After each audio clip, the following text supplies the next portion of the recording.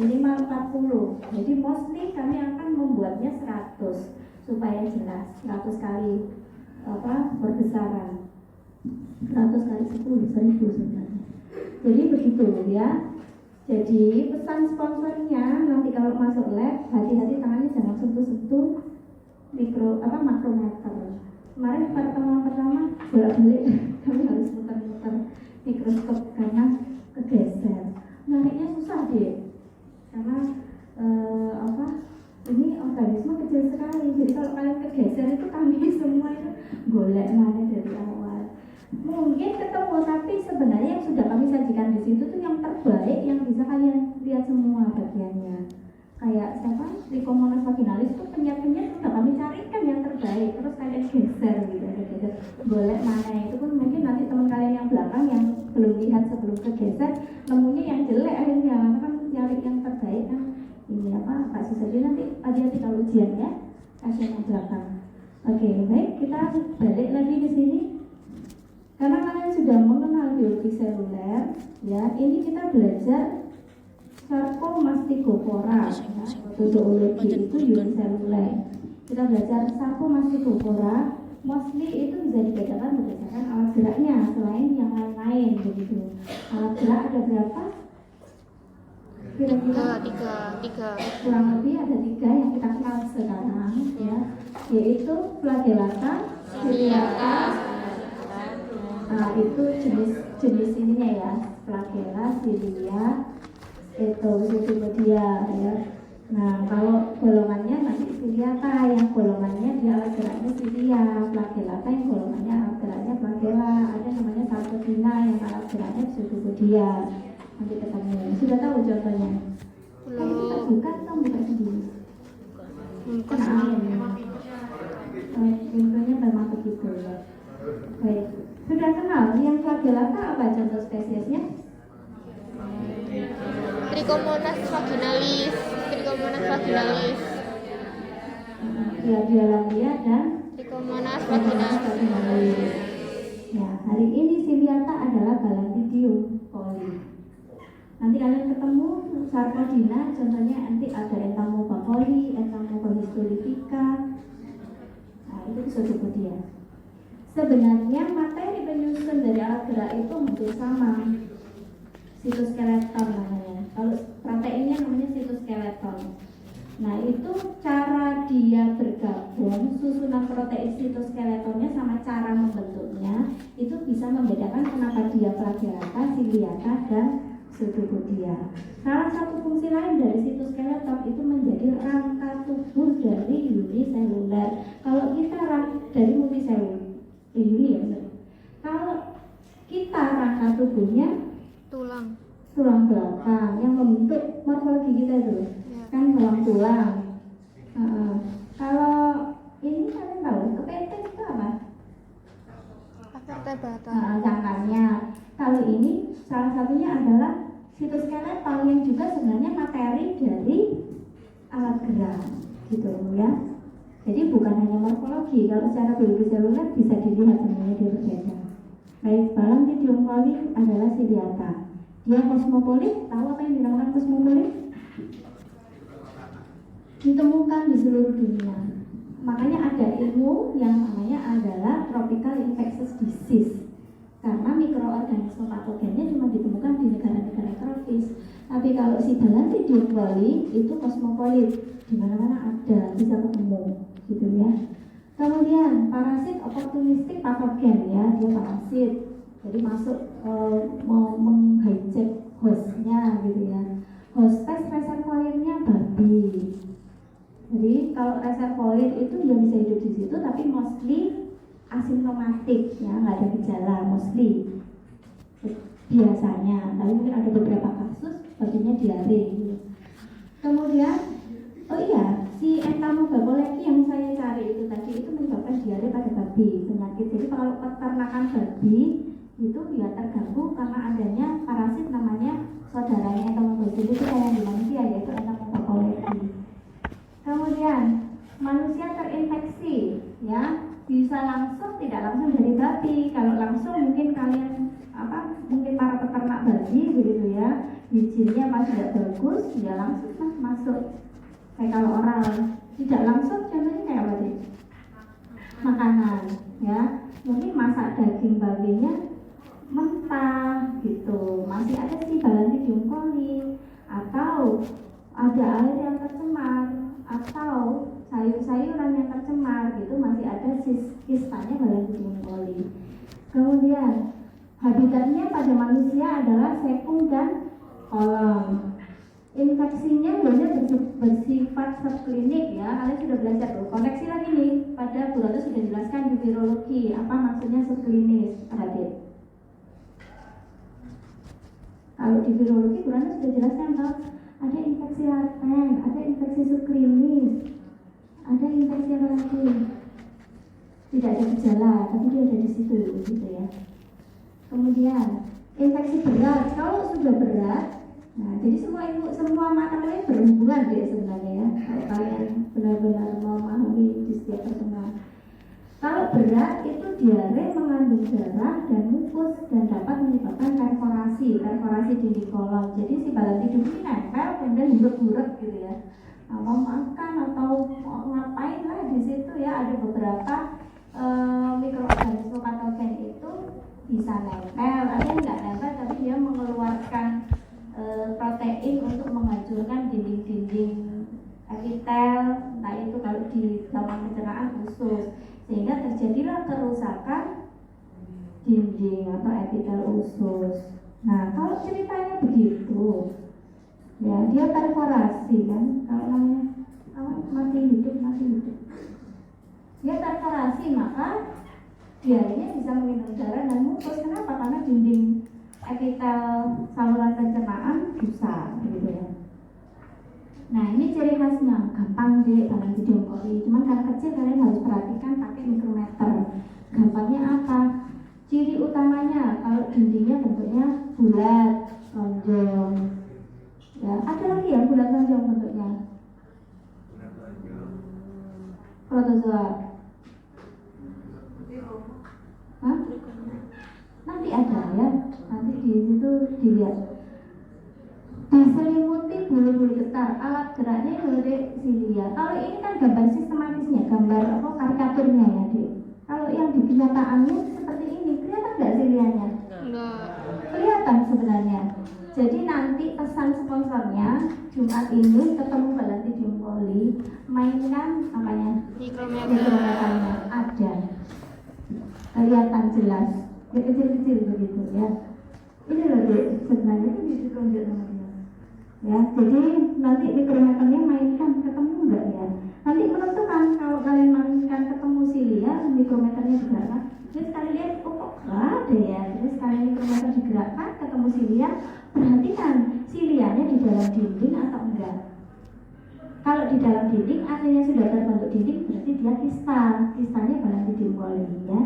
Ya, kalau makanya dia kalau pakai protozoa kita harus mostly yang terbaik offline memang. Kalau enggak kalian lihat begini nanti ketemu di lapangan feses bingung ya seperti apa. Ya ini sebenarnya ada silia, itu khas ya. Kemudian khas kedua adalah nukleusnya, bentuknya seperti ginjal. Nah, jadi khas nanti kalian ketemu begini. Oh itu Balantidium coli. Gitu ya, sudah ada silianya, kemudian intinya bentuk ginjal. Oh jelas ini Bu, ini Balantidium coli. Yang kedua, di lekukannya perhatikan ini, daerah lekukannya ini. Nanti ada kecil gitu anak inti kecilnya, mikronukleusnya. Ya di bagian cekungannya itu sering tidak terlihat, tapi jelas sekali kalau bentuk ginjal. Ya perhatikan lekukannya, tapi memang kadang-kadang nggak kelihatan. Kemudian dia punya sitostoma. Sitostoma apa sih Dek? Bahasa kita mulut ya. Invaginasi dari permukaan membran. Memang fungsinya seperti mulut gitu. Kalau ada bakteri gitu atau makanan dia atau debris sel masuk ke sini, maka dia akan membentuk lingkaran yang melingkupi calon makanan tadi, akhirnya membentuk vakuola. Kan tadinya di luar tuh, masuk ke sini kan, kemudian dia mengenali, udah nempel di permukaannya dia. Nah, kemudian dia akan membentuk invaginasi yang menyelingkupi yang nanti akan menyelingkupi. Harus dipakai ini aku bagaimana?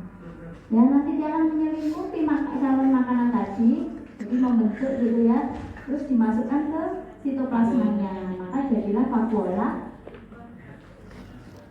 Apa kontraktil? Kan tadi bulannya sudah bilang ada calon makanan masuk ke sitostom, sama dia diselingkupi terus dimasukkan ke sitoplasma jadi vakuola. Belum kontraktil lagi. Berarti cuma bilang vakuola tuh. Purana sudah bilang tadi ada calon makanan masuk ke sitostom, diselingkupi sama dia, kemudian dimasukkan ke sitoplasmanya jadi vakuola makanan. Kan tadi sudah bilang calon makanan. Kan kelihatan tadi food vakuola. Kan tadi sudah bilang berkali-kali ada calon makanan, jelas semua. Kalau kontraktil itu vakuola untuk pergerakan, ini toh yang gede, begitu, untuk pergerakan gitu. Gampang mengenali dia. Sebenarnya vakuola kalau di biologisan tidak hanya vakuola makanan dan kontraktil, cuman itu khas karena kalau secara morfologi kelihatan. Bisa jadi untuk kalau protozoologi untuk membedakan spesies. Gampang kan?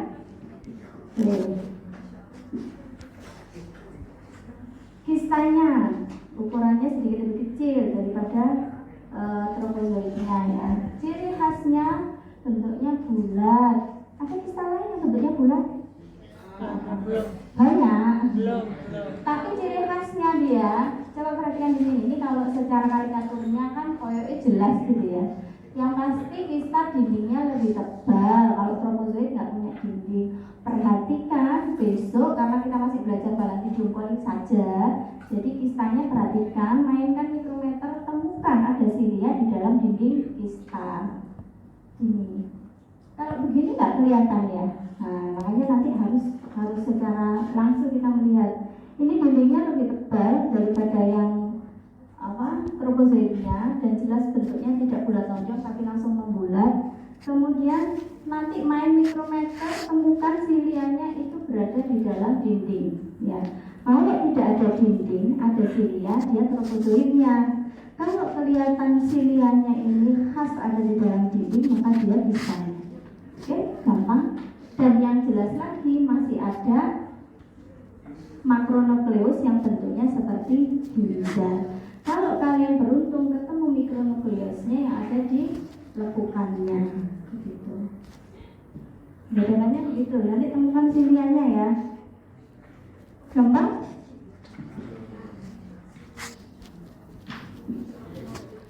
Siklus hidupnya tadi sudah saya ceritakan siklus hidupnya. Sederhana sekali ya. Jadi stadium diagnostiknya adalah kista. Mungkin kalian akan ketemu tropozoidnya, tapi tidak bertahan lama. Jadi mostly kista mengkontaminasi. Terus ini ada kista yang masuk ke dinding, masuk ke saluran pencernaan, melewati, dia nanti akan existation atau eksistasi, yaitu keluar dari mana? Kayak kita keluar gitu ya, yang keluar tapi bukan ini, yang keluar adalah si tropozoid baru, newly born tropozoid. Nanti dia akan ke habitatnya kemana? Kayak ke motokolon. Kemudian dia akan membelah menjadi terbentukkan tadi sudah keluar ya, existation, membelah jadi dua dengan cara binary fission. Nanti kalau kondisinya dia tidak beruntung, dia kepengen membentuk kista, akan terbentuk di situ, keluar lewat feses, akan berulang kembali. Gampang kok ya. Kalau existation itu keluar dari cis, encystation, tropozoid menjadi kista. Nah ini yang jelasnya kalau sudah di dalam usus ya, dia masuk kista, pecah, existation, kemudian menjadi tropozoid, kemudian dia mulai membelah binary fission tadi, dia bisa perforasi atau nempel, makan, kemudian menembus dinding-dinding, tapi tidak ekstra intestinal. Jadi si Balantidium coli ini tidak ekstra intestinal. Jadi dia perforasi tapi dia nggak jalan keluar. Nanti beda sama Entamoeba-histolytica, diarenya lebih hebat perdarahannya karena dia bisa keluar dari usus, kemudian jalan-jalan ke hati, kadang-kadang ke tempat yang lain, ke paru-paru bisa. Tapi Balantidium tidak. Nanti kondisi tidak memungkinkan dia akan membentuk kista dan keluar lewat feses. Gampang tau? Nek gitu aja ya.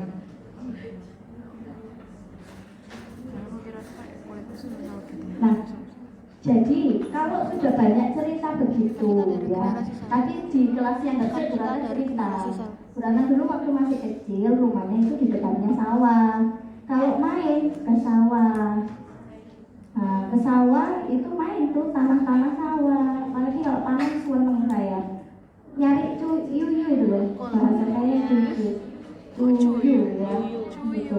Nah, itu cerita ini tidak sekedar saya ceritakan karena secara diagnosis kalau ditanya ada sejarahnya begitu, terus ada orang sakit ditanya kan dia kan namanya diagnosis kan, prognosis dulu nanya kemarin makan apa gitu ya, terus udah cerita saya suka main ke sawah, itu sudah tahu itu tanah sawah itu liat atau pasir gitu ya.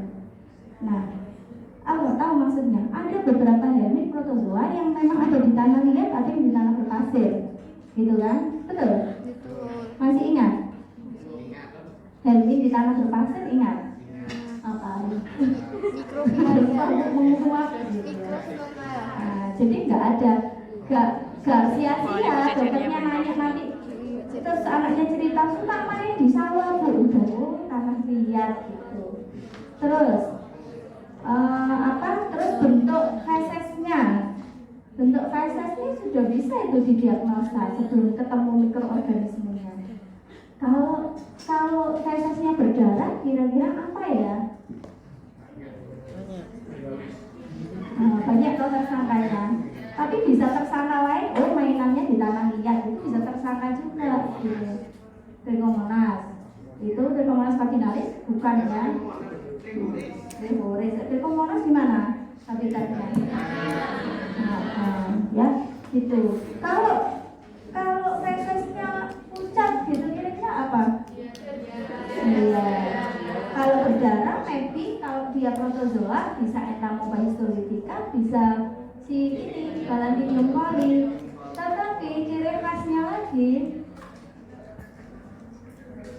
ya ini epidemiologi ya, babi, hospes, reservoir, sumber lainnya bisa secara langsung tadi sudah dijelaskan. Kista ini tahan beberapa bulan deh. Nah ini ya, kalau infeksinya kronis biasanya diarenya tidak berdarah ya, jadi sudah habis sampai darahnya nggak bisa keluar gitu ya. Sering kram dan rasa sakit pada abdomen. Kalau berat, sudah akut berat lagi, maka akan mengandung darah dan mukoid. Dapat terjadi kerusakan pada kolon. Ya, asimptomatik itu sama dengan subklinis tadi loh dek, karya nggak ada gejala, tapi dia ada di situ. Khas lagi tidak ada ekstra intestinal. Nanti kalau ketemu Entamoeba-histolytica dia bisa ekstra intestinal, bisa ke hati dan lain-lain. Kalau Balantidium cuma merusak saja dinding usus, tapi dia perforasi, tapi dia tidak keluar. Nah, kira-kira kalau yang dari belakang sana ini kista atau tropozoid? Tak tahu.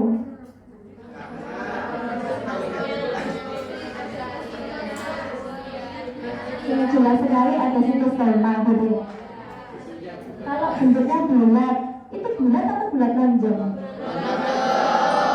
Saya lihatnya kok kayak bulat gitu ya. Bulat lonjong. Ya artinya jangan jawab bulat lonjong saja gitu ya. Nah, harus dilihat lagi nanti kalau UAS bulat lonjong cirinya bu langsung salah gitu ya. Jadi ini dia kelihatan. Ada silia ini sebenarnya, silia dan tidak ada dinding. Itu jelas tropozoid.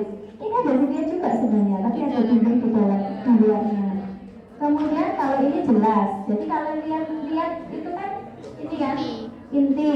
Oh itu Balantidium coli, tapi harus tahu itu kista atau tropozoid. Oh ada sitostoma. Oh ada silianya di luar. Jadi yang sana adalah karbohidrat, yang ini adalah pista. Nah, kalau saya kembalikan begini, kan tadi ceritanya sudah tahu cerita hidupnya si Balakuddin Koli. Cerita hidup apa? Life cycle gitu ya. Kisah, bukan kita saja yang punya autobiografi. Ini Balakuddin punya autobiografi ya. Dari ceritanya hidup dia, kira-kira sampelnya apa deh? Saja. Biopsi pertama. Ya, biopsinya kira-kira biopsi apa? Kolon sekung. Kenapa? Karena habitatnya tadi gitu. Itu ya. Jadi cerita hidup itu kami menceritakan cerita hidupnya para cacing dan protozoa itu ada maksudnya. Kenapa? Karena kalian ATLM nanti tahu. Oh, si ini suka makan ini, ini fesesnya berdarah. Oh, habitatnya di situ dia hidupnya. Jadi ini nanti sampelnya gitu ya. Jadi kalau kita menceritakan si cerita hidupnya mereka diperhatikan, oke? Oke. Jadi tinja biopsi ya, sisnya ditemukan pada tinja biopsi, ini dia kan padar nggak diare, gitu. Ya. Kalau entameba pasti diare. Potensi langsung dialertkan dengan formalin biasanya. Ini dia. Kalau begini kan proyeknya gampang ya, karena karikaturnya. Nah, nanti kalian perhatikan benar nih adik ya. Ini silia, ini loh. Ini silia ini. Kalau ada benih di luarnya berarti dia pistanya. Oke. Gampang kan? Nah, jadi jangan salah ya, karena gampang dia. Oh, ada silia gitu, ada ginjalnya. Ini seperti ginjal. Dalam video gampang ya. Kalau gajinya gampang juga kan? Ada flagellanya, terus dia ada apa intinya nanti 2 gitu. Kalau Trichomonas gampang juga kan? Berarti nggak salah semua nanti, benar semua ya kalau itu. Oke. Baik, pengobatannya parasitologi memang pengobatan utama metronidazole ya. Jadi mau entameba mau ini kalian kasih ketemu metronidazole karena memang dia masih yang paling kuat. Ada alternatif mungkin orang dengan yang menyusui atau hamil, maka ada alternatif yang lain. Pencegahan tadi sesuai dengan diceritakan cerita hidupnya. Jadi selanjutnya terima kasih. Ada pertanyaan? Masih panjang. Kalau ada pertanyaan silakan.